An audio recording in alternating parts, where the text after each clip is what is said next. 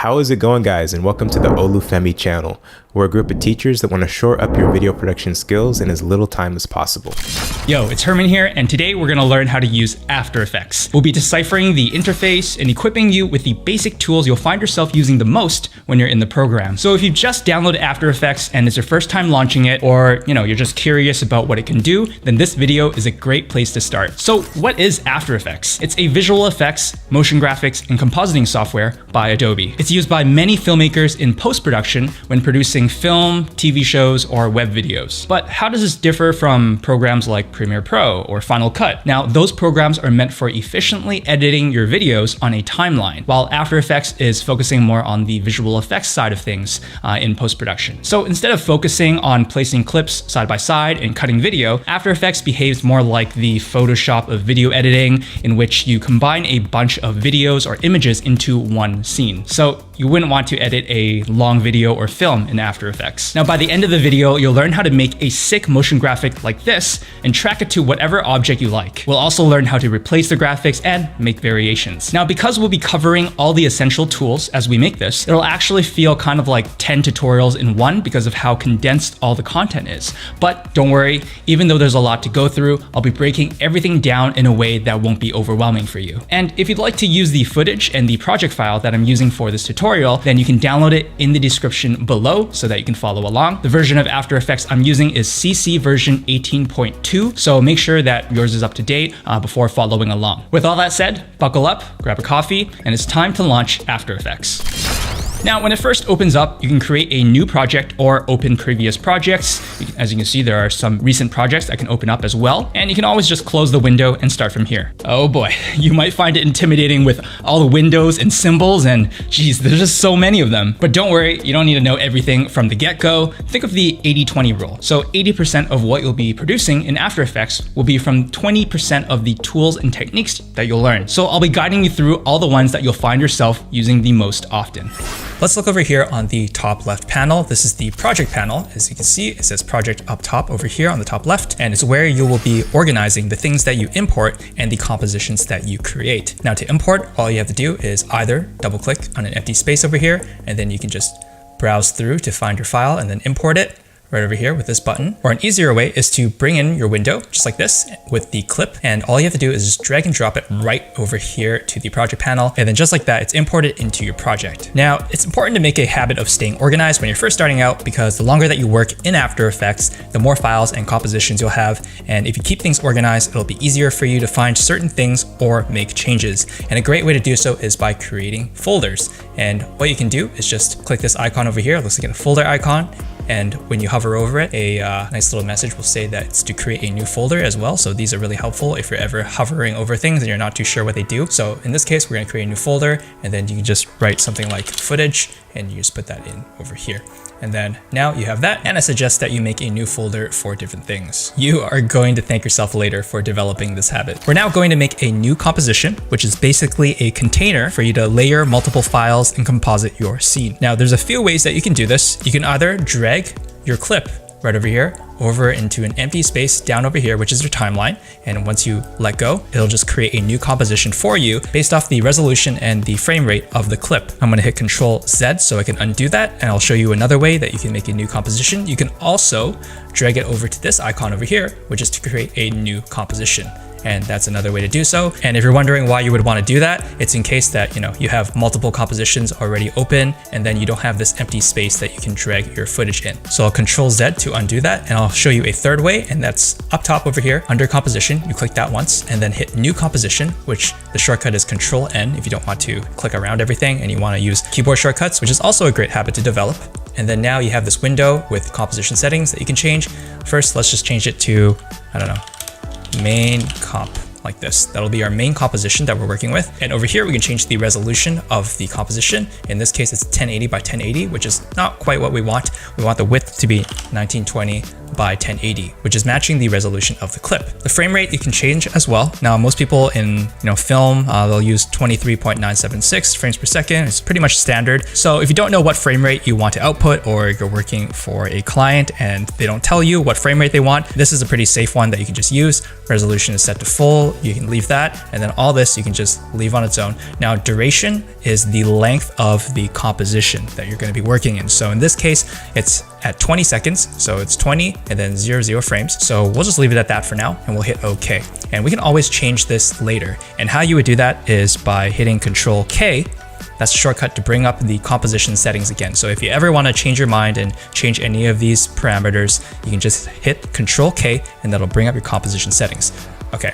So what we'll do is drag this clip over to this composition. As you can see in the tab, it's our main composition that we just created. And over here where the clip is sitting, this is called the timeline. And if you come from a video editing program like Premiere Pro or Final Cut, this should look pretty familiar. Every composition has its own timeline where you can start building your scene, play what you have, or go to a specific frame of the video.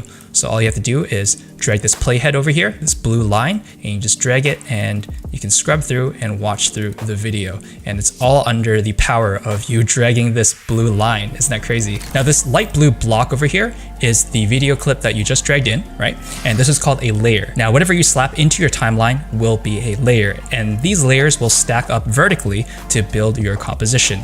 Now, they can be rearranged up and down as if you're placing one thing on top of another. Now, I'm just gonna duplicate this so you can understand what's going on. I'm gonna hit Control D to duplicate it. And now you can see that I have a copy of the video clip, and I just want to show you what layers are and how they work. So you can rearrange them up and down. So I'll just call this top layer and we'll call this bot layer. And renaming is as simple as just clicking on the layer, hitting enter, and then you can change the name, or you can right click it and then hit rename. It's up to you. So they can be rearranged up and down. So if I just hold onto the top layer and then just drag it down over here and let go, then as you can see, the top layer goes to the bottom and then the bottom layer is on top. So they switch places. Now what you can also do with layers is you can move them side to side, and that'll determine when it will be played. So this top one right over here, I'm just going to move it over here, and just like that. You can see that once I scrub through this and we're playing through the first video, it'll play again because the top layer is right over here. So this is your timeline. It plays linearly from left to right, right? And then it plays into the second copy of the video. So that's how layers kind of work. I'm just gonna delete that one and I'll rename this one to footage like this, just for now. Now you can also trim your layers by dragging either ends of the layer like this. So if you can see that there's this kind of like two arrows right over here facing left and right, that means that you can trim the layer. So from the left side over here, I can have it kind of like that. And that way, this more opaque, kind of more solid looking part of the layer is when you can actually start seeing the layer. And you can do the same thing on the right side as well. Let's say that I want to end the clip kind of around here instead of all the way over here. I can just drag the right side over here by just clicking and holding it down while it's showing the two arrows like this. And then while holding it down, I'm going to let go on when I want to trim it to. And just like that, it'll stop playing right over there. So that's how you trim layers. Now, if you find that your clip is very long and you don't want to keep dragging with your mouse and everything, then you can always use the keyboard shortcuts, which is a great way to save time. And for this one, to trim the left side, you can hit Alt, left bracket, and it'll trim it to wherever your playhead is. And in this case, let's say that I want to trim it over here on the right side. I can hit Alt right bracket, and that's how you trim the right side. So Alt left bracket, Alt right bracket are the shortcuts for trimming your layers. So now that we know how to do that, I'm just going to extend these back so that we haven't, modified the clip in any way. And speaking about layers, let's talk about all these lovely buttons over here that can be a little bit intimidating at first since we don't know what they are. Now start on the left side. Those are the ones that are more important right now. And the left one, which is the eye icon, basically is the visibility icon. So if I turn that off, so it's not filled in like this, then it hides the layer, so we can't see it anymore. Press the eyeball again, and if it shows up, we can see it. So this one is to mute or unmute the track. In this case, there's no sound, so you don't have to worry about it. Now the one right next to it that's a circle, if I click that, you're gonna notice that nothing changes. And that's because it is to solo the layer. So if you have multiple layers in your composition, if you click that, it'll only show the ones that are marked with a dot over here. And that's soloing the layers. So the one right next to it over here looks like a lock. that's to lock your layer. So if I click it, it'll flash this kind of gray flash, I guess, and it tells you basically, hey, your layer's locked, you can't move it around, you can't touch it. So that's what it does, it locks the layer. So I'm gonna unlock that so I can still, play around with this layer. And that's all you need to know for now for layers. So we now know what layers are. Going back to this timeline and this composition, you'll notice that if I play this through, it's black because this video clip only goes up to, right over here, 6 seconds and 16 frames. And that's what this is, by the way. This is your time code. It'll show where your player head sits on your timeline. So anything past that, as you can see, because the video clip is only that long, it's only, it's empty. You don't see anything. And if we don't need all this extra space, what we can do is move this work area just like that. So I go to the very end right over here, and it's kind of like, think of it kind of like a layer. Now I can just drag the right side all the way over here, kind of like that. And basically what it'll mean is that it will render everything that is within this work area. Now, if I want to trim the entire composition to fit into this duration of this clip or this work area, what I can do is, number one, use what I taught you where I changed the composition settings to match the duration of the video clip.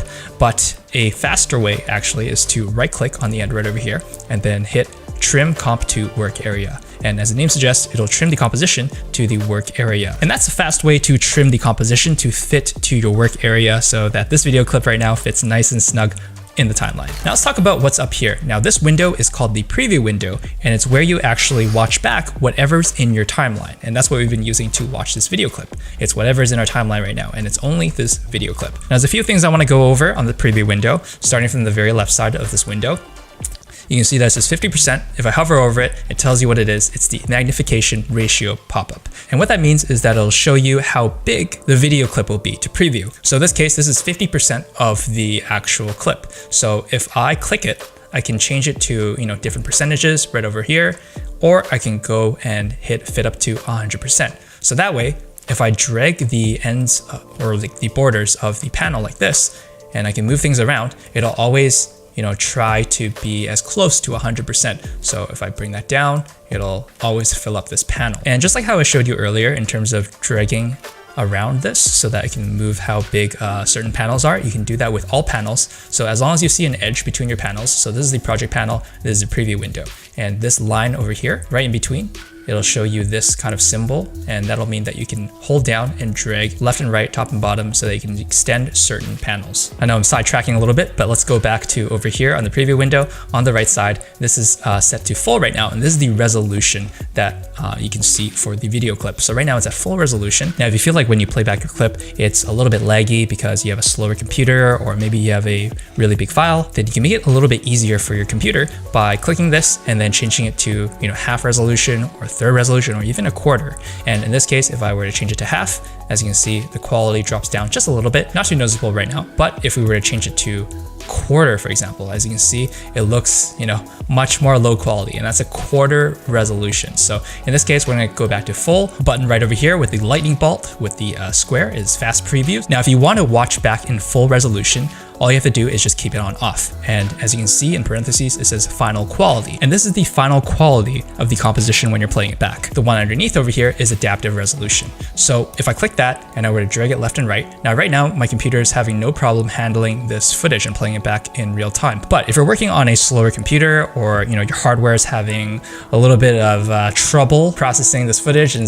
the fans are whirring and it's starting to sound like a lawnmower, then you might want to have adaptive resolution on. And basically what that means is when you're scrubbing through like this, then it'll dumb down the resolution, so it'll end up looking kind of like this while you're scrubbing through it. And then when you kind of let go, then it'll go back to the full resolution. So basically what it means is that it'll automatically adjust the resolution of your preview. So in this case, we can keep it off so it shows the final quality. Fortunately, my computer can handle it. Now right over here is the toggle transparency grid. I love these little pop-outs and how they remind me the actual name for these buttons. And when I click this, it'll show me the transparent parts of the composition. Now in this case, because this footage is fitting up the entire composition, you can't tell the difference. But if I were to make this video smaller, or if I were to just move it off to the side like this, and all I'm doing is just dragging it over and just clicking it down and then holding it and dragging it over, you can see that this area is black right now. Now this part doesn't have anything, but it's actually transparent, but by default it shows black. So if I click the toggle transparency grid, it'll show me this grid instead of the black. So I know for sure that this isn't a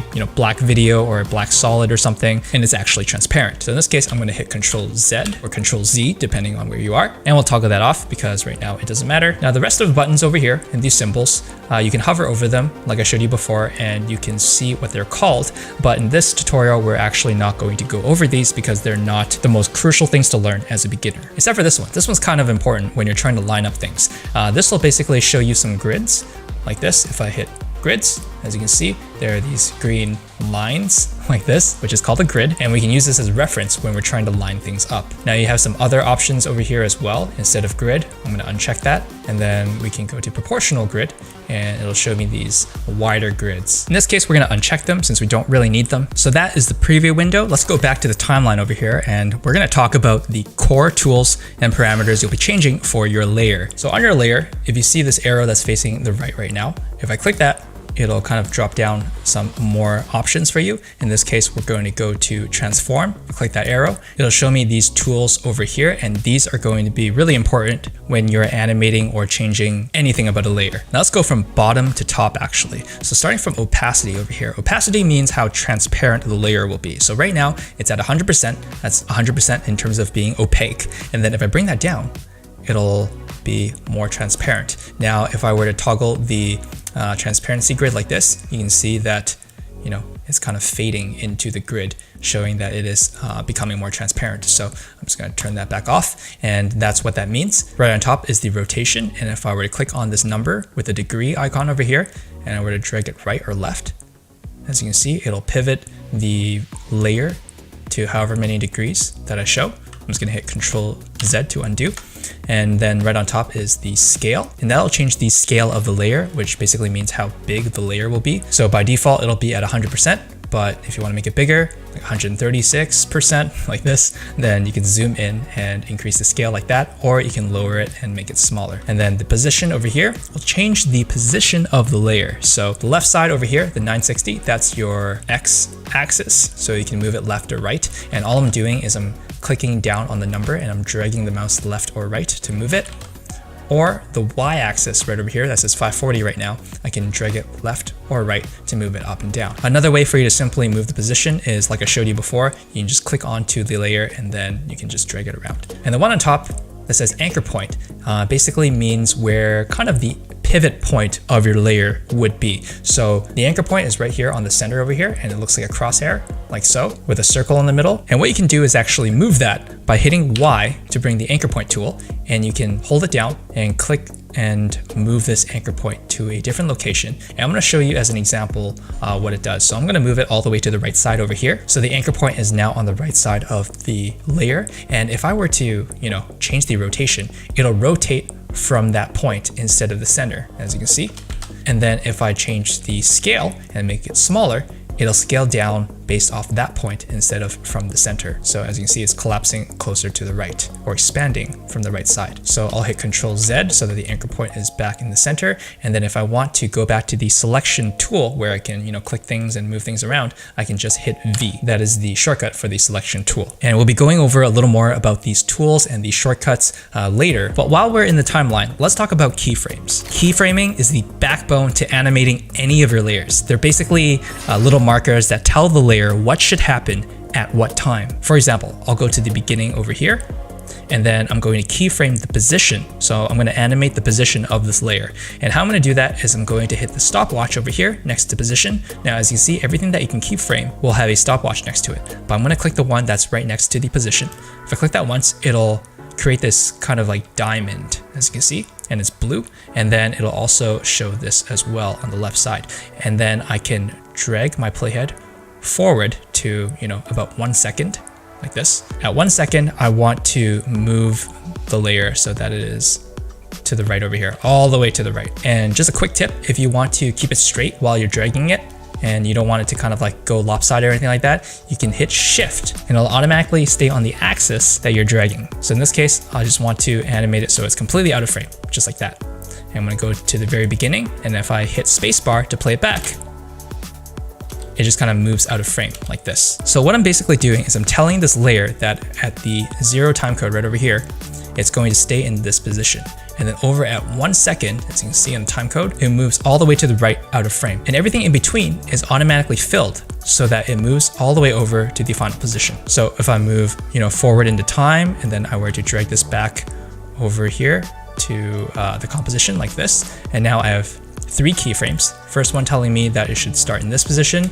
Second one, it moves out of frame, and then it goes back over to the left. And that's how you keyframe in After Effects. Now I'm just gonna hit the stopwatch once more. Now right now it's highlighted blue, but if I click that, it'll delete all my keyframes. And I wanna show you that this isn't limited to just the position, but literally any parameter and effect in After Effects that you can see has a stopwatch. So if at this point I want to change the scale, I hit the stopwatch over here, and then in the very beginning, let's make it, like 43%, 41% like this. And if I were to hit spacebar to play it back, it'll grow bigger all the way to the final scale of 100. While we're talking about keyframes, I want to talk about easing your keyframes. Now, if you highlight your keyframes like this, so that they're highlighted blue, as you can see, and I hit F9, what this does is it'll ease your frame. And what that means is it'll smoothen out the motion between your keyframes don't look as sharp. So here's a side-by-side comparison between 2 animations where one is eased and one isn't. And this is one of those things that I didn't first learn when I was getting into After Effects, but I really wish that I did, because it makes, your motion not look as cheesy. So it'll kind of feather out that movement. So basically it'll slowly ramp up, and then it'll slowly fade and feather out the motion. So that comes to not the sudden stop, but a nice, smooth, gradual stop. And if I were to click one of the keyframes and I hit this icon over here, this is the graph editor. Now, honestly, I actually don't know too much about the graph editor, but I do use it a lot for this particular purpose. So if I click that while a keyframe is highlighted that I've already converted to an ease frame, I can see the 2 keyframes right over here, the one on the right and the one on the left, right? And I can take the handles over here and I can drag it over like so, making sure that it is aligned like this. And then if I were to play it through like that, basically it ramps up in speed like this, and then it'll come to a slow gradual stop, as you can see. Now I can also drag the handle on the left keyframe right over here, like so, and then it'll gradually speed up and then gradually slow down. So this hump over here, this hill, is basically when it will speed up. And if you don't see this right now after hitting the graph editor and you don't know what I'm talking about, all you have to do is click this icon over here, the choose graph style and options, and it's right next to the eye icon and next to this one over here. If I click that, just make sure that the edit speed graph is check marked. So in this case, it already is, so I don't need to worry about it. But if yours isn't, then make sure that you choose that. All right, and that is how you keyframe things. Like I said, is the backbone of animating things in After Effects. And you now know also how to smoothen out the keyframe. So I'm just gonna go to the end over here where it's 100%, and then I'm just gonna hit the stopwatch so that it stays at 100% and nothing's animated anymore. So let's hop over to the main toolbar where all these lovely symbols are that we don't know what they do right now, but don't worry, we're gonna walk through at least the ones that you're gonna be using the most often. Now this first one is the home icon. Basically if I click that, you don't need, you don't really need this. This just brings this back over here. And the one next to it is the main tool that you'll be using a lot, and it's the selection tool. And remember that the shortcut for that I mentioned was V, and basically that lets me, select things. Like I can press and select different objects. So that's what the selection tool is. The hand tool, and I can basically just grab things and I can move things around. It's an actual hand and I can grab things around. So as you can see, I'm grabbing onto the timeline and I'm just dragging it around so that I can grab it left and right and pull it around basically. But I never really click the hand tool up top over here. What I like to do is I just hold onto spacebar, and that gives me the hand tool, and then I can just drag things around. So that's a shortcut, basically making this button kind of useless for me. But the one next to it, the zoom tool, is another tool that I don't use very often because if I click that, I can basically have this magnifying glass and I can just click once and it'll, magnify closer. So it zooms in. And I can also hold on to Alt, and then it'll show this subtract icon on the magnify tool. And if I click that, it will, zoom back out. But like I said, I never use this tool because all I have to do is just scroll up with my mouse wheel, and that'll do the exact same thing. Same thing for the timeline over here, but the only difference is that I need to hold Alt. So if I hold down Alt and I scroll up and down, I can zoom closer into the timeline or zoom out to the timeline. Now, if I want to fine tune that magnification, I can also use my mouse and drag this. So this smaller kind of like mountain, 2 triangles, I'm not sure what it is actually, means that it will be zooming out, and then the right side will zoom in. So if I drag that dot over, it'll zoom in closer to the timeline, and I can zoom back out like that. But what I do most of the time is just hold Alt and I use my mouse scrolly wheel up and down. So back to the main toolbar, these ones that are grayed out right now, we're not going to be covering in this tutorial since you don't really need to use them. And then this one, this rotation tool, if I click that, basically what that does is it allows me to rotate layers like this. But that's another tool that I basically never use because when I'm rotating things, I just like to change it on the layer right over here, as I mentioned before. The anchor point tool was the one that we went over before, where the shortcut for that is Y. So I can move the anchor point, as you can see, like this, right? Just by holding it and dragging it around. I'm just gonna go back to the center over here. And while we're talking about anchor points, I want to give you a quick shortcut that is quite important if something like this happens to you, where the anchor point is like, you know, somewhere out of whack, like it's just right over here on the right side, and we don't want that. So what you can do is hit the shortcut Control-Alt-Home on your keyboard, and it'll bring the anchor point to the center of the layer, just like that. So you don't have to drag it and, you know, guess that it's in the middle. And let's say that your footage is somewhere over here. You can actually hit the shortcut Control-Home and then bring the layer to the center based off where the anchor point is. So when you're moving a bunch of layers around, these could be really important shortcuts for you to use. Okay, but that's enough about the anchor point and the anchor point tool. The one right next to it is the rectangle tool, but this is actually kind of your shape tool. And you can change this by holding down on the icon instead of just clicking it once. So if I hold it down, it'll show this menu over here. So we have the rectangle tool, we have the rounded rectangle tool, the ellipse tool, the polygon tool, and the star tool. Now I'm not going to go through each and every one of these, but basically these are the different shapes that you can create while you're holding down this icon. So if I hold down and I let go on the rounded rectangle tool, for example, then I have that selected and I can draw a rounded rectangle. Now we'll be having some fun and drawing some shapes later, so I'll get back to this in a moment. But let's talk about the one right next to it. That is the pen tool. And if I click that, basically I can draw certain points and I can either draw a shape or I can draw a mask. But in this case, we're going to talk about that again later. This one is the horizontal type tool. And basically when I have that big T selected, I can click on an area on the composition and I can start typing things like tutorial. Oh, if I can spell, oh my. And that is basically what it is. It creates this new layer on your composition, which is a text layer that you can, change your text. And we'll be talking about that a little more later as well when we're actually making some stuff. Right next to it is the brush tool. And then we have the clone stamp tool, eraser tool, rotor brush tool, and so on. Like these are tools that you're not going to use as a beginner, but they're very powerful tools for very specific things that you'll learn later on. And like I said, if you need to, learn these tools and actually use them, you can hover them over like this and you'll know the name of them. In this case, the eraser tool, and you can do some further research on it. So we're not going to be covering them today in this beginner's After Effects tutorial. All right, I hope that your brain isn't fried because we covered quite a bit so far, a lot of buttons, and we know what most of these tools and buttons are. So let's get into more of the fun part and actually start creating stuff. First thing I want to do is I want to hide the visibility of this layer because we don't need to worry about it right now. We're going to actually go over here and quiz time. What is this tool over here that I'm hovering? All right, not much of a quiz when it pops up like that, but we're going to use the rounded rectangle tool. And if you can't find that, as I mentioned before, you can hold it down and it'll give you this menu and you can just let go onto the shape that you want to create. In this case, the rounded rectangle tool. And while you have one of these shape tools selected, you'll have these parameters right over here on the right.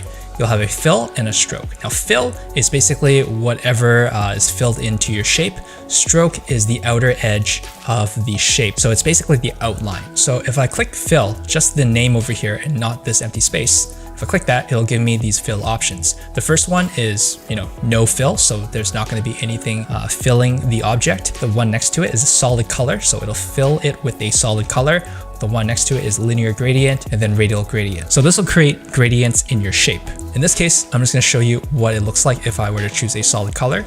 And then I'm just going to hit OK like this, and then make the stroke, nothing like this. And then if I want to change the color, I can click this box with the color and the shape fill color window will appear and I can change the color of the shape that I want. Let's go for something like, I don't know, blue, and hit OK. Now I can draw my shape and show you what it looks like. All I have to do is click down and hold and drag and it'll create a rounded rectangle based off, how big I want to draw it like this. And for this particular tool, I can actually change how round I want the corners of this rectangle to be. So as you can see, it's rounded on the corners, but if while I'm holding down and not letting go yet, I can hit the up arrow a few times, okay, just like that. I'm just gonna hold it actually, and you can see that it becomes more round.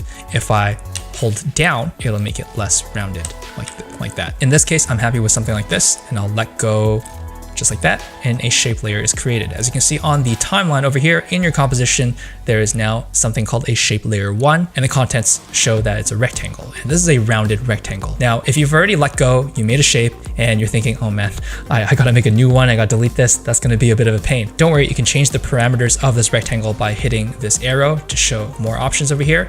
Go to the rectangle path, and then you can change the roundness over here. So don't worry, you can always make changes like this. And as you can see right next to the word roundness is a stopwatch. So if I were to click that, I can start keyframing it. But that's not what we're doing in this case. I just want to show you that there are stopwatches next to certain parameters that you can animate. Now, for the particular example that I'm using, I actually want a outline instead of a filled solid. So I'm going to go back to stroke over here. I'm going to click that once, and then we're going to go to solid color so that there will be a solid stroke. If I click OK, it just looks like it got a little bit bigger, but you can't really tell. So what I'm going to do is I'm going to turn off the visibility of the fill. So I'm going to change the fill option to none, meaning that the inside of the shape won't be filled. I'm going to hit OK, and as you can see, it's just the outline of that rounded rectangle that we drew. And congratulations guys, you just made your first shape, or in this case, an outline of the shape. Now this shape right now is kind of like off-centered, slightly to the top of this composition, as you can see, and I want to talk to you about aligning things in your composition. Now there should be an align panel somewhere over here, but if you don't see it, which in this case I don't see it anywhere right now, and even this double arrow where I can show more panels, I don't really see a align panel. So if you ever don't see certain panels, you can go to the window option over here, click it once, and you can find all the panels that you can open up. In this case, I'm going to click align. And as you can see, a new panel opens up next to paragraph called align. And if I click a layer like this, I can align it to the center of the composition. And right here it says align layers to the composition, which is exactly what we want to do. And we're going to click this, which aligns it horizontally, so it'll be centered to the composition.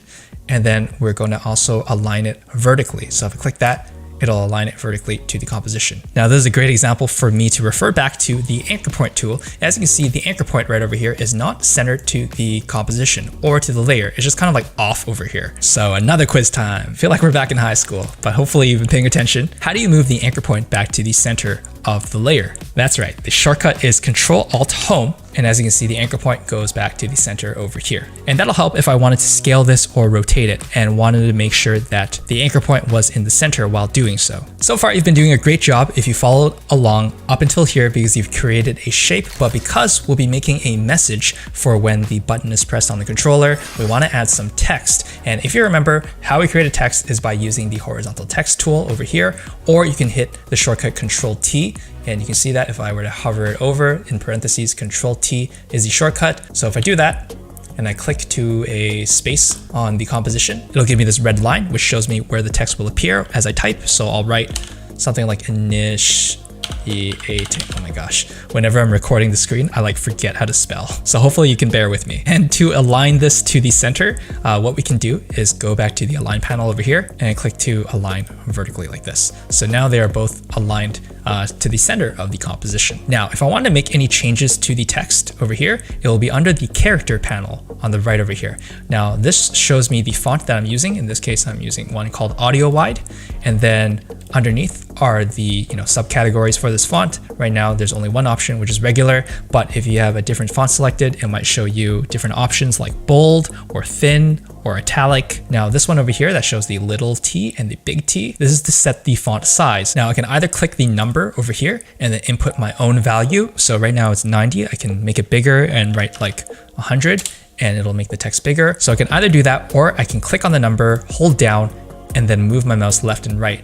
And that's a quick way for me to make it bigger or smaller like this. In this case, I'm gonna go back to 90 because I think that's actually a pretty good size. Now the rest of the tools over here, you can play around to find out what they do to affect your text. So, for this one, I can space out the characters and set the tracking for the characters like this, so I can space them out. And then there are other parameters to affect your text as well, but these are the kind of the main ones over here that will affect your text that you'll be using the most often. And then going back to the panel over here where it says align, there's also one that says paragraph, and there's another thing that can affect your text as well. It'll change how to align the paragraph and all these other parameters as well. So in this case, if I were to write like a lot of text, like, I don't know, let's just write some jumbled letters. Right now, it's aligned to the center, so it'll center the text. But if I were to align it to the left like this, then all of it will align to the left, as you may have guessed.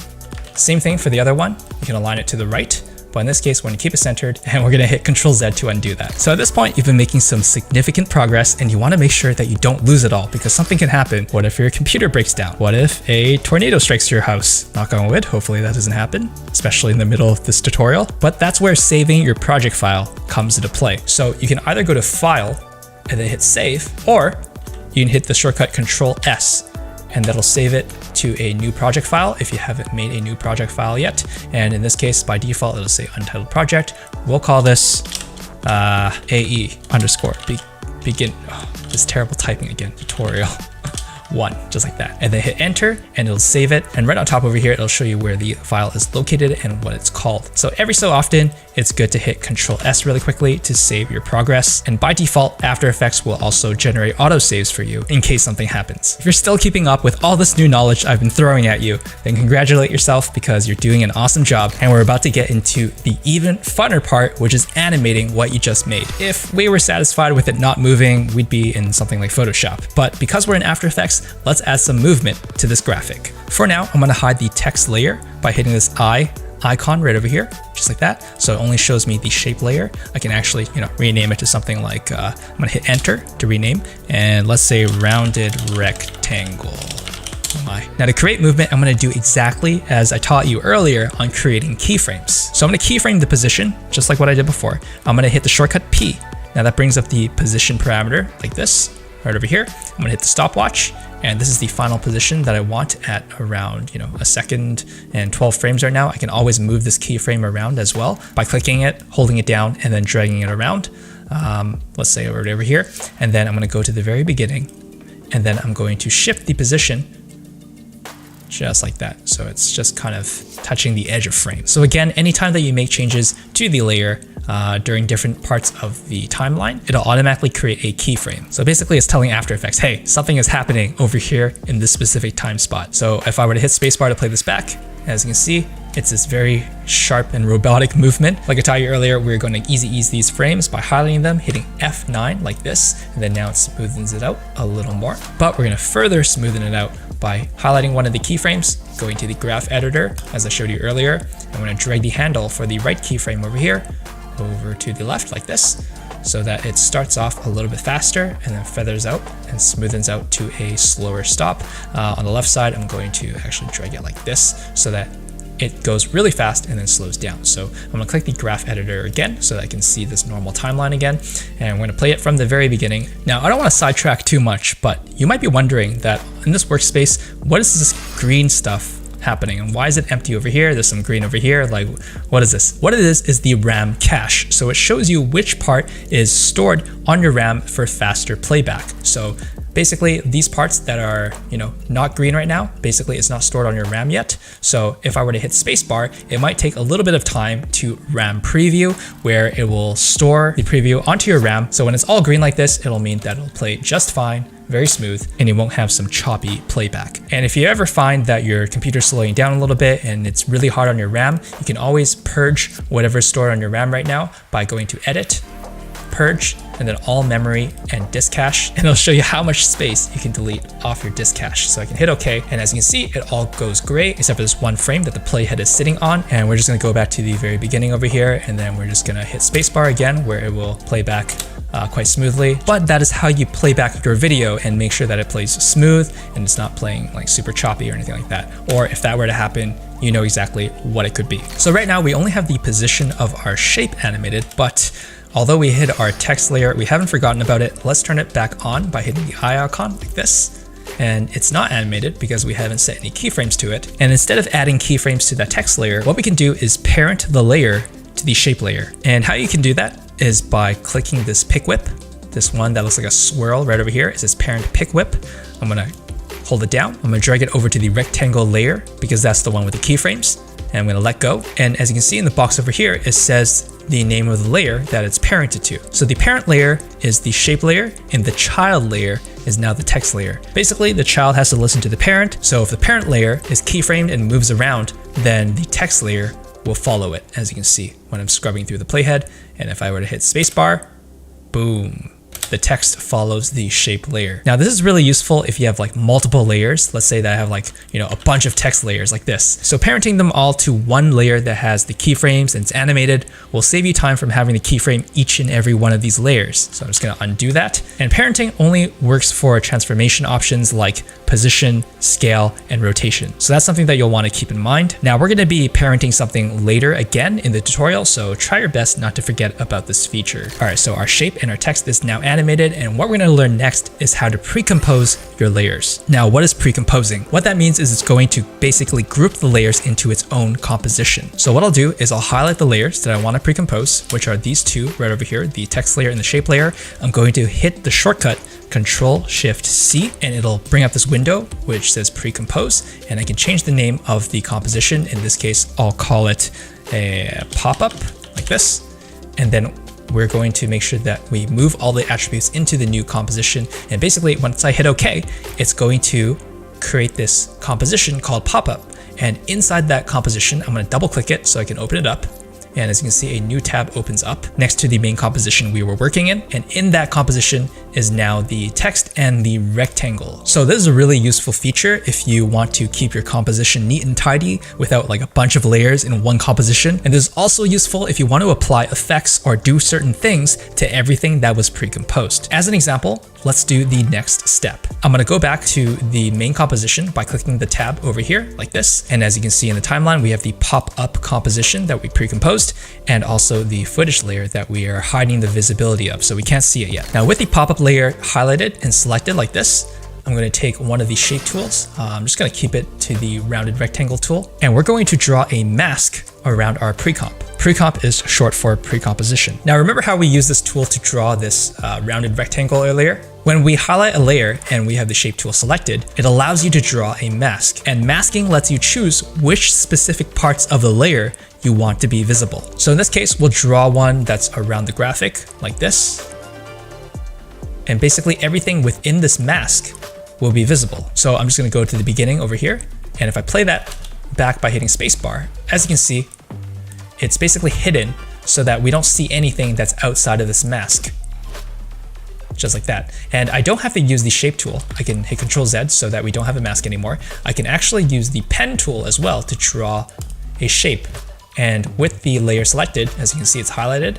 I can also just, draw a shape like this and then close it off like that. And that creates a mask as well. So if I were to play it from the beginning, if I just scrub through it, as you can see, that line is kind of that dividing point where everything within that mask will show up. And if I wanted to invert this, so basically everything past that line outside of that mask would be visible, then instead of this being add right now, so this is the mask that was created, it's called mask 1 right now. Right now it's set to add so that everything within the mask is showing up. If I click that and then click subtract, everything outside of that mask will show up.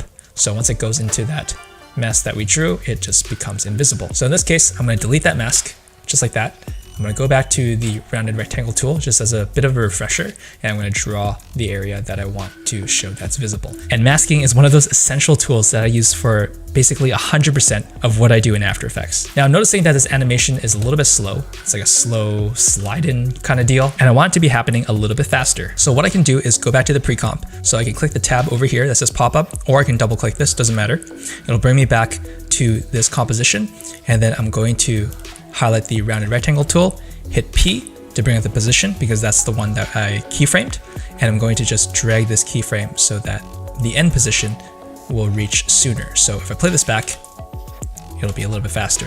Let's actually make it a little bit faster like this. And because this text layer is parented over here, I don't have to change any other keyframes other than this one over here. And that's another very convenient result of parenting things. So I'm happy with the speed. Let's go back to the main comp and I can see how it looks like with it masked as well. So with our basic animation complete, let's have it stick onto the controller on the footage that I just hid. So let's turn that visibility back on.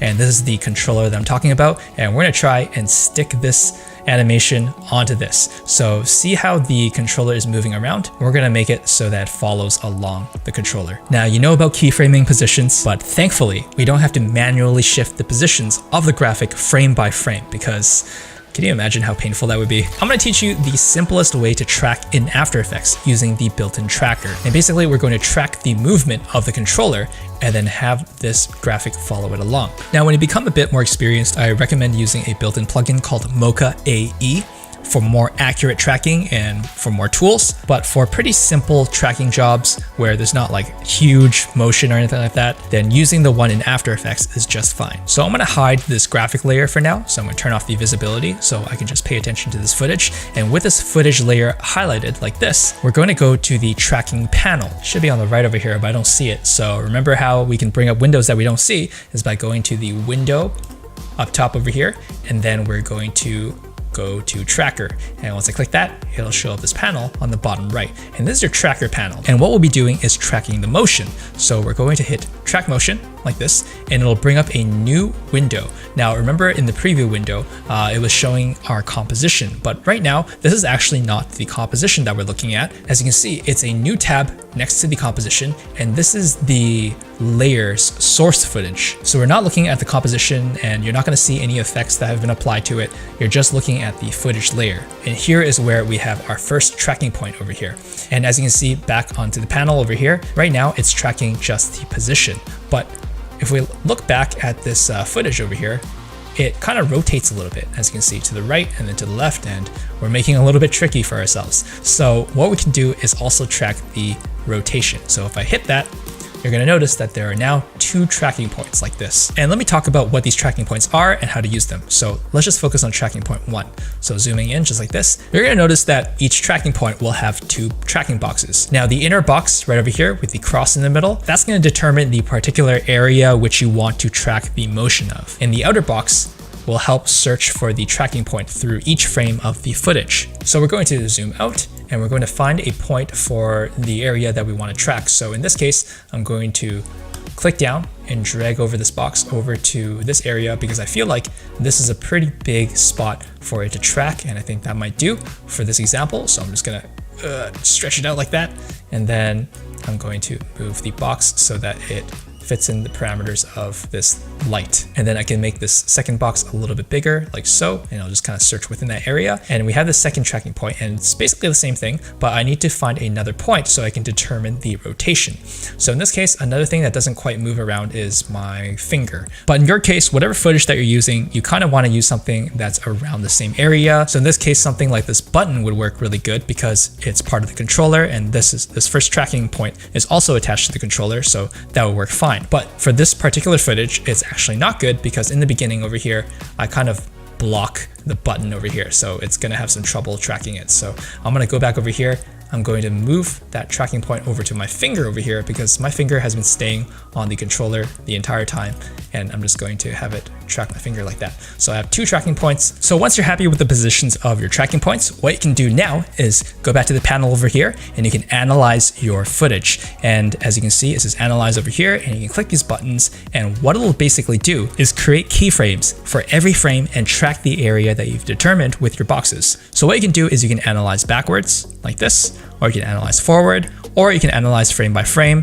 So you can click this one to analyze 1 frame forward or 1 frame backwards. So in this case, my playhead is right over here, right? So I'm gonna need to analyze backwards for the rest of the footage, and then I'm gonna have to go back over here and analyze forward as well. So I'm going to first analyze backwards and let After Effects work hard and create its keyframes.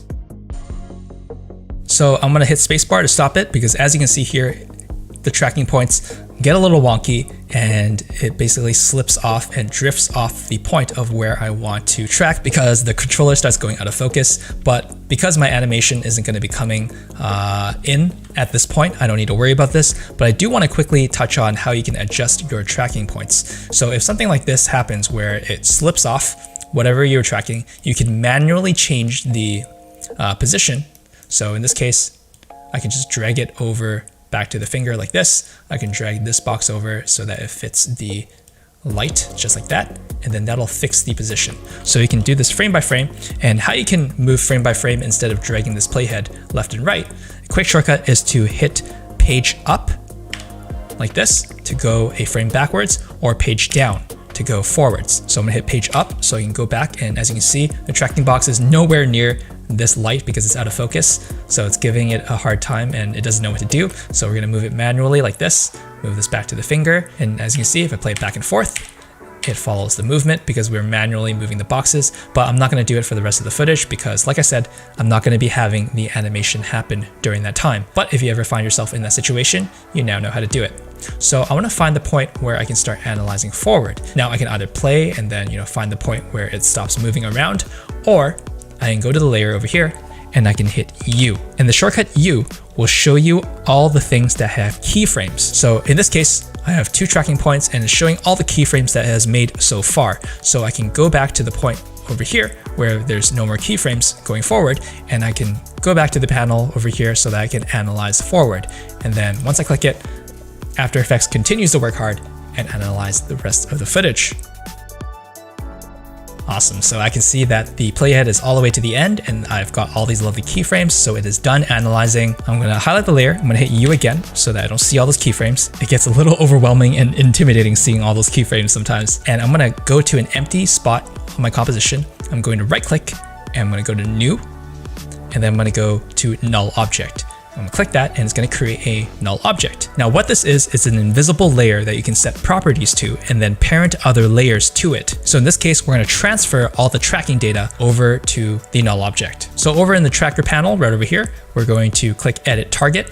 So that's going to change where we want to apply all the keyframes to, and we're going to change it to null number 1. That's our null object, and then we're going to hit OK, and then we're ready to click apply, and that's, as I said before, apply all the keyframes. And we're going to make sure that it will apply the X and Y axis. Now you can always change this to X only or Y only, but in this case we want to make sure that it follows along with the movement of it moving up and down and left and right. So we're going to hit OK, and then now, as you can see on this null object, there's a bunch of this tracking data. And then we can rename this to something like tracking. Oh my, I need to start a counter on how many times I misspell things. And then now all we're gonna do is we're going to enable the visibility of our pop-up layer right over here. There's our animation. And we're gonna find a point like over here. And then we're going to parent the layer over to the null object, that tracking layer. And by letting go, just like that, I can play through and scrub through. And as you can see, the movement of the graphic follows the movement of the controller that we tracked earlier. Pretty amazing, right? And definitely beats keyframing frame by frame. So I'm gonna hide whatever's showing me in this tracking layer right over here. And I'm gonna click the pop-up layer. I'm gonna hit S, which will bring up the scale. That's a shortcut for bringing up scale. And we're going to rescale it so it's a little bit smaller. And we're going to just drag it over so it's closer to the controller like this. And if we play it through, it's now looking a little bit better. And I want to make sure that the animation happens when I click down onto the button. So that's when the message should be appearing. So something like right over here. I'm going to play through. Boom. That's when the message comes up. Pretty cool, right? But something does look kind of off about this animation.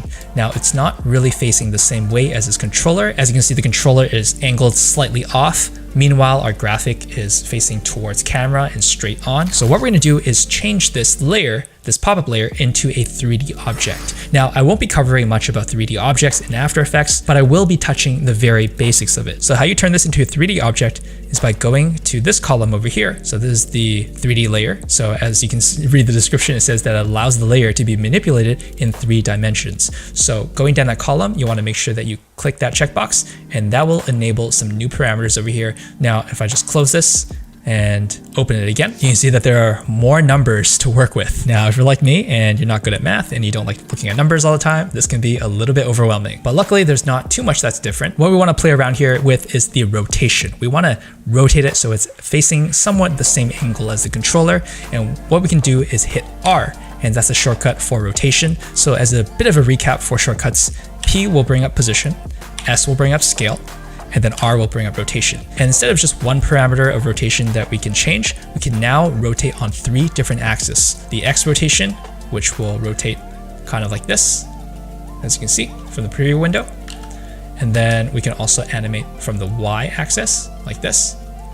And we can also rotate on the Z axis. So in this case, we're trying to angle it so slightly in the same angle as the controller. So I think that's the Y rotation. That's the one I'll play with.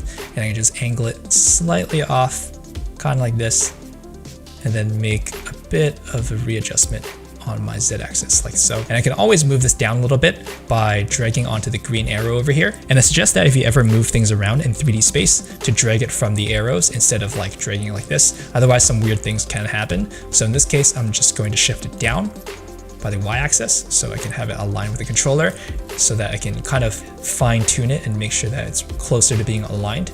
And then I can just move it back to where it was before like this. And I'm pretty happy with this. I think this looks pretty good. Hit Control S so I can save my progress and make sure that nothing bad happens. Now for this particular footage and this graphic, as you can see, it kind of doesn't stick very well with the controller. And that's just because the footage that I'm using doesn't give a lot of points that give you a great track. But as you can still see, After Effects does a pretty good job. It does most of the bulk work. So I want to make sure that the end position over here matches the controller. And how I'm going to do that is by keyframing. So I'm going to look to the point where it looks pretty normal. So kind of over here, this is still okay. I'm going to click the layer, the pop-up layer over here, hit P to bring up the position, and I'm going to hit the stopwatch so I create a keyframe over here. And I'm also going to change the rotation. Now, if I want to show the position and the rotation at the same time, because if I were to hit R right now, it'll just show me the rotations, but I don't see the position anymore. What I'm going to do is I'm going to hit P again so I can see the position. I'm going to hold down Shift and I'm going to hit R. And then now that'll bring up the rotation parameters along with the position right over here. So that can come pretty handy if you want to look at more parameters at the same time. So I'm going to keyframe the Z rotation as well by hitting the stopwatch. And as you can see, 2 keyframes are created over here. This one for the position, this one for the Z rotation. I'm going to move forward to the point where it looks kind of off, which is kind of like over here. And I'm going to just kind of rotate it back so it's aligned with the controller. And then I'm going to move the pop-up so it's aligned more centered to the controller as well. And then I'm just going to highlight them, hit F9 so I ease the movement in case it's any sharp movement that I don't want. And then if I play it through, it's aligned a little bit better. Now it looks like there's some movement over here, which I don't really want. So I'm gonna move these keyframes kind of like around here. And that looks a little more natural. So I'm gonna zoom back out and I'm gonna see if anything weird looks like it happens. I think it's actually kind of off over here. So I'm going to move these keyframes by just dragging it kind of like this. And as you can see, that's how easy it is to shift your keyframes around. Just highlight them and then move them. And if I play it through, look at that. You've essentially done the bulk work in making a sick animation that is tracked to your object. So I congratulate you if you've made it this far because you've learned most of the tools you'll be using on a regular basis. But we're not quite done yet. We still want to add some things to actually make it look good. So the next thing I want to talk about are blending modes. Now, blending modes control how each layer will blend with the layers underneath. And how you change the blending mode for a layer is that if you don't see a window that gives you that option, what you can do is click this button that says toggle switches and modes. And when you click that, it'll show you some new parameters over here. And as you can see, this says mode, which is your blending modes. And you go to the layer that you want to change the blending mode of, which in this case is the pop-up composition. When I click that normal, and you'll see all these words, and boy, there are a lot of them. But I'm going to break down the ones you'll be using the most. But to break things down simply, without going too much into detail of each blending mode, I'm going to break them down into different sections, at least the ones you'll be using most often. And you'll also notice that there's this gray dividing line between certain sections as well. So starting from here, where it starts with darken all the way to darker color, these basically make the brighter parts of your layer transparent. From add to lighter color, right over here, this section, this will make the darker parts transparent. And then starting from overlay over to hard mix, this section over here, it'll make the grays transparent. And then starting from difference to divide, this will display the difference between the colors and the tones of your layer. Now in this case, we're going to hit screen like that. And as you can see, basically it makes it look a little bit translucent and brightens up the parts over here where it overlaps with the finger. So I'm gonna hit Control Z so you can see the difference. And then Control Shift Z will redo what I did so you compare the two. And giving it that translucent look makes it look a little more like a hologram. And if you're ever not sure of which blending mode you should use, you can always experiment to see which gives you the best result. And a quick way to do that is by having the layer highlighted like this, and then hold down Shift and hit the subtract or plus button. And what this does is it will go down the list of blending modes so you can see which one gives you the best results. But in this case, I'm going to go back to screen because I think that's what's going to be most appropriate for this. And for a cool holographic effect like this, it's only natural that the graphic would glow if it's light being projected from the controller. And as the name After Effects implies, you can add some effects to help you do this. Now we're going to go to an Effects and Presets panel. And as I mentioned before, if you don't see it, it's usually on the right side. You can go to Window, and then you can go to Effects and Presets like this. And then it'll bring up this new panel over here, and you can search up an effect that you can apply from After Effects. In this case, we're going to add a glow, so we're going to type that in, and we're going to scroll down until we find the one that is under Stylize, and it says glow, and we're going to click that, we're going to hold it down, we're going to drag it over to the layer that we want to apply the effect to, in this case the pop-up layer, so I'm going to let go. And then a new panel shows up on the left side over here. It's right next to the project panel, and this effects control panel will show all the effects that have been applied to the layer. And in this case, it's just the glow. Now under glow, there are a lot of parameters that you can change, but in this case, all we're going to do is we're going to play with the glow radius, and that'll determine how far it'll spread. So that looks pretty good. And then we can change the glow intensity as well, kind of like that. So I'm going to adjust it until it looks pretty good like this, and that gives a soft glow. And the trick to having a really good glow is by actually duplicating the effect. So I'm going to hit Control D while I have the effect highlighted, and it will make a second glow like this. And this is looking a little bit bright, but what we're going to do is we're going to increase the glow radius like this, and then we're going to bring down the glow intensity. So basically it gives a softer spread to the glow. And then we can always adjust this a little bit, and then I can duplicate it one more time. So I have 3 glows, and I'm going to increase the glow radius even more and bring down the glow intensity. So now if I zoom out, as you can see, there's quite a nice glow on this graphic that we created. So if I play it through from the beginning, this is what it looks like. Now, one detail you should definitely remember is how to enable motion blur. Now, depending on what you do, enabling motion blur can give it a more natural look. So I'm going to go back to the pop-up composition. That's right over here. And if I play this through, it's looking really clean, right? Now, if I add a motion blur, this is what it'll end up looking like. So I'm going to go to the column over here that says motion blur. Okay, it's like a bunch of circles in a diagonal like this. And I'm going to enable both of them. And a quick way for me to do that without clicking them individually, by the way, so I'm going to unclick it, is if I click and hold down and then drag my mouse down and then let go, it'll highlight everything towards the direction that I bring my cursor to. So in this case, both of them are enabled. And although motion blur is enabled on these layers, you want to make sure that it is actually enabled by having this icon highlighted blue like this. So if I turn that off, it will disable motion blur. So even though it's toggled on these layers, you won't be able to see it, but I want to make sure it's actually highlighted. And then if I play it from the beginning like this, you can see that there's a bit of a blur during the motion of the graphic that's moving upwards. So if I just scrub through it, as you can see, there's a bit of a blur, right? And it basically replicates the blur that would happen in real life if there's motion happening in front of you. Now, if I go back to the main composition and I want to enable motion blur for this pop-up layer, and I don't see that window, remember, we can click the button, toggle switches and modes, and then we can look for that icon right over here, this column, click that, and that'll enable motion blur for this composition as well. So if I play it through from the beginning, boom, there's a bit of a blur.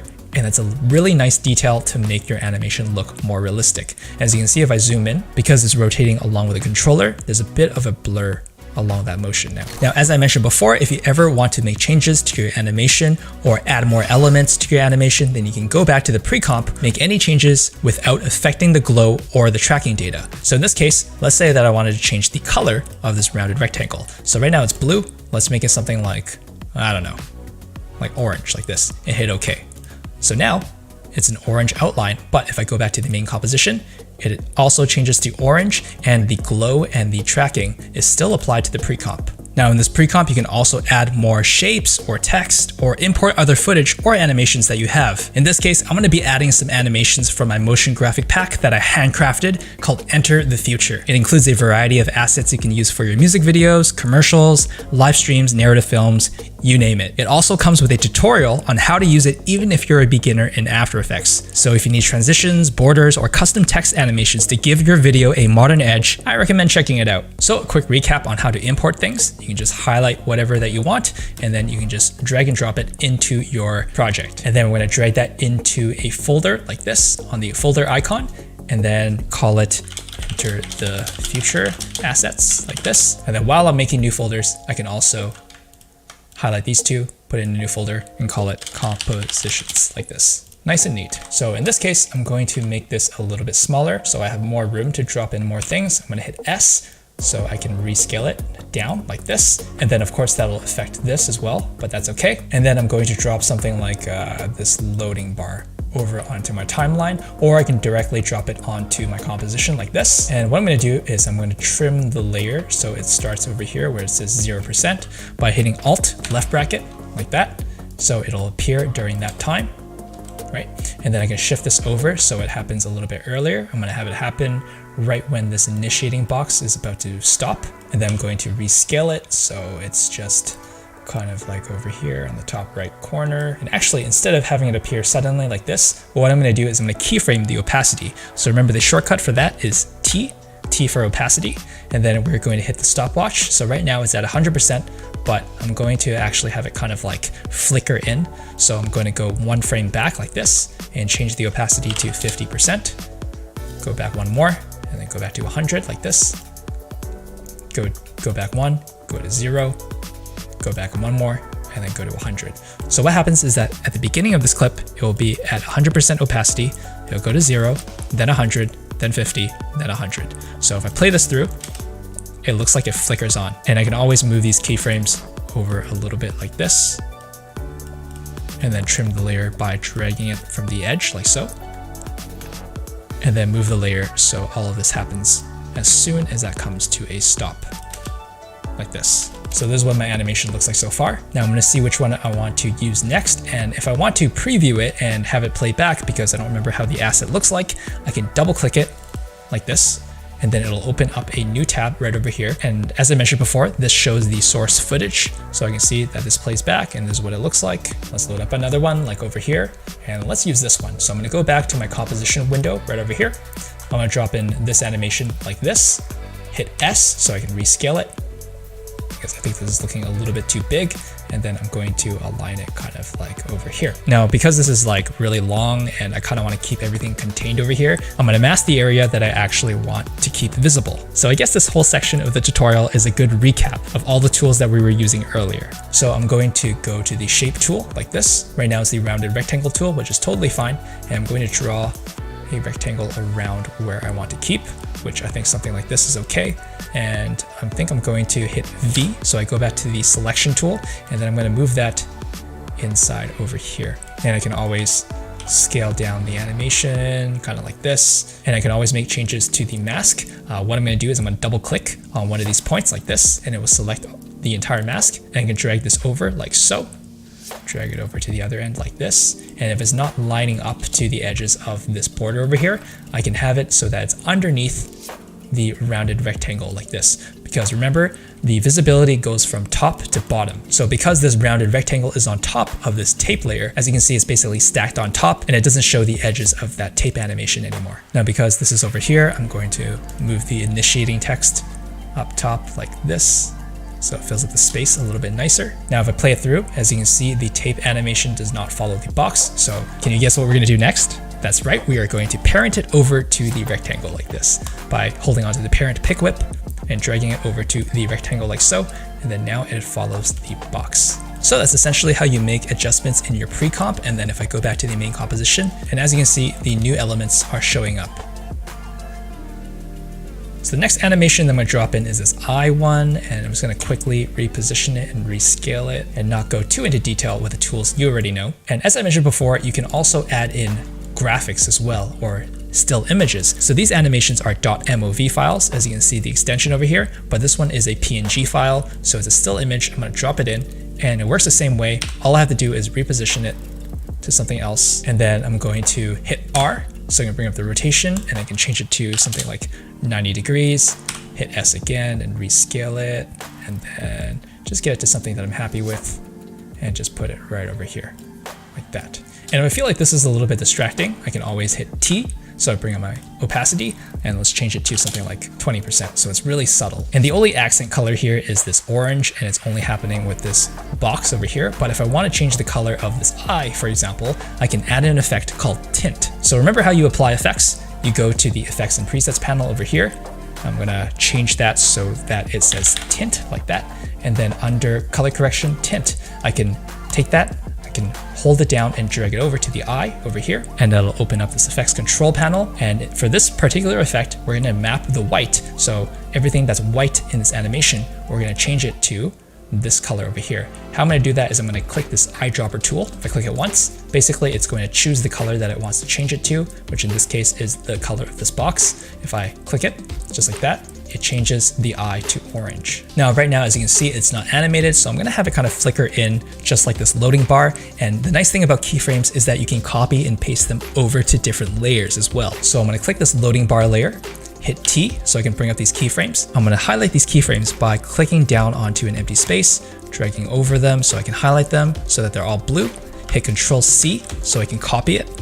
And then I'm going to go to the eye layer over here and then hit Control V and I paste the parameters. Now you don't see them right now because the opacity isn't opened up. So I'm gonna hit T and then now I can just drag them over so that it either matches over here or have it offset just a little bit like that. So as you can see, the eye animation flickers, but I'm going to trim it so that it happens around here. As for the still image right over here, I'm going to apply the same thing. I'm going to hit Control V, okay? And I'm going to make sure that the end opacity over here is set to whatever I had before. I think it was something like 30 or maybe 20, and then trim the layer just like what I did. And then we'll just kind of offset it a little bit, kind of like this. So now when I zoom out and then play from the very beginning, they just kind of flicker in. And I can always readjust the time for these layers by highlighting all of them and just clicking and dragging them over so that they appear a little bit sooner. So once I'm happy with this, I can go back to the main composition and see how it looks. And as you can see, this eye is kind of chopped off. And the reason is because we have a mask over our pre-comp. So if I select that, and then I can see this pink mask over here, I can click the points that I want to move. So in this case, I'm clicking this point, and then if I want to click this one as well, then I have to hold down Shift, and then I can select multiple points. In this case, just these two are highlighted right now, and I'm just gonna shift it up a little bit so that we can see the eye, just like that. Now it's a little bit bright, so I'm just going to change the opacity for that by hitting T, go to like 95%. Still looking a little bright. Let's go to 85%. Now this is looking like it's a part of the scene. And then we'll scale it a little bit bigger because we scaled it down earlier in our pre-comp. So if you're at a point where you are pleased with all the hard work that you put in and you want to actually have a video file, you can upload it and share it with all your friends on YouTube or Instagram or something. Then how we do that is by exporting our composition into a video file. How we do that is that within the composition over here, we're gonna hit the shortcut Control M, and that'll bring up a new tab over here called the render queue. And this is the composition that will be exported, otherwise known as rendering. So rendering and exporting basically means the same thing in this case. And then you can change some of these options over here. So render settings, right now it's at best settings. I don't need to touch that. For output module though, I can click this arrow and it'll show me some more options that I can pick from and basically have the video file in different qualities. But in this case, I'm going to click away. I'm going to click the name of it, and that'll bring up this output module settings. And all this can look pretty confusing at first. And there are a lot of export settings depending on what kind of quality you're looking for your video. Now, a format that kind of retains the quality quite well is something like this, QuickTime, under this menu, and then format options. And you can click something like animation, and that does a really good job in retaining the best quality of your video. And you can hit OK, and hit OK again. And the thing about having high quality videos is that it'll take more space. It'll be a pretty big file. And if you're uploading something to the web like YouTube or Facebook, then you can export to something that isn't as high quality because YouTube will automatically compress whatever you upload anyways. It'll just kind of dumb down the quality. So what I like to do is queue it in AME, which stands for Adobe Media Encoder. It's a separate program that will open up and then you can export from there. But if you click it and it doesn't open up, then maybe you haven't set your output to location. So this is basically where you want to output the video file to. So if I click the name over here, so in this case, I'm gonna go to the exports folder over here, and then I'm going to rename it to something like AE Beginner Tutorial Export, like this. Hit save, and then I'm going to hit the button Queue in AME, and then this window will pop up, which is Adobe Media Encoder.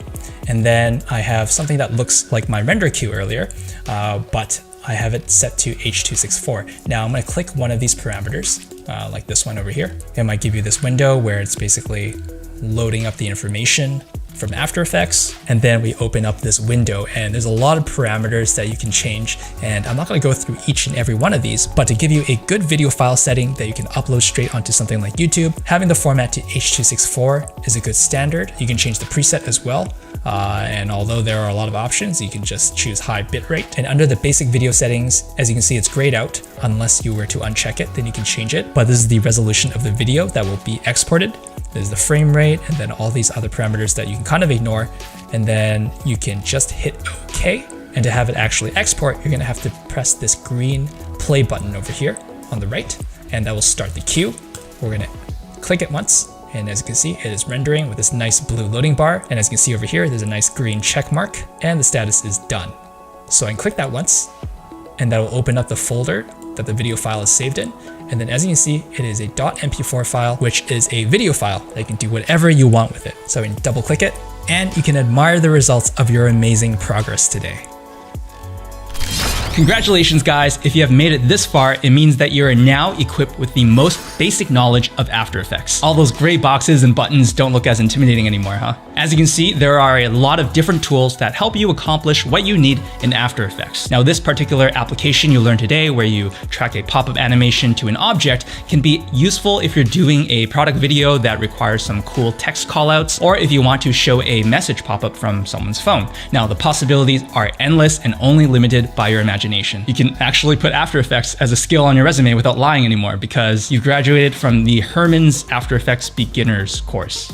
All right, maybe I'm making it sound a little fancier than it actually is, but everything that you continue to learn about After Effects from now on will depend on the fundamental knowledge that you learned today. The way I learned After Effects wasn't from school or from a course, but from YouTube videos and tutorials like this one. And if you want to improve quickly, my #1 piece of advice is to keep applying what you learn over and over again. Yes, you have made a sick animation today that you should be proud of, but it's only the beginning of many things that I hope you'll be creating in After Effects. Each time you make a new thing, just reapply the shape tool, the text tool, tracking, masking, keyframing, etc. That way it becomes just another language to you, and you don't even need to think about how to use these tools anymore, so you can focus on creating even more amazing things. Not sure if all that made sense, but I hope it helps and that this tutorial helped you as well. As I mentioned before, if you'd like some sick motion graphic elements to add to your videos and make yourself look like a pro right away, check out my pack called Enter the Future. You can click the little pop-up for more information, but it's something that I made for creators like you to give your videos a modern edge. If you'd like to see more content like this from Josh, myself, or other instructors on the channel, then make sure that you subscribe to the Olufemi channel and click the bell notification so you don't miss the next video. Also, drop a link in the comments below of the video that you made after watching this tutorial so that everyone can check it out, or drop a comment of what you would like to make in After Effects. And if you want to stay in touch or see what I'm personally up to, check out my Instagram. The handle is @coffeelicker. That is it, guys. Again, my name is Herman, and I'll see you in the next video.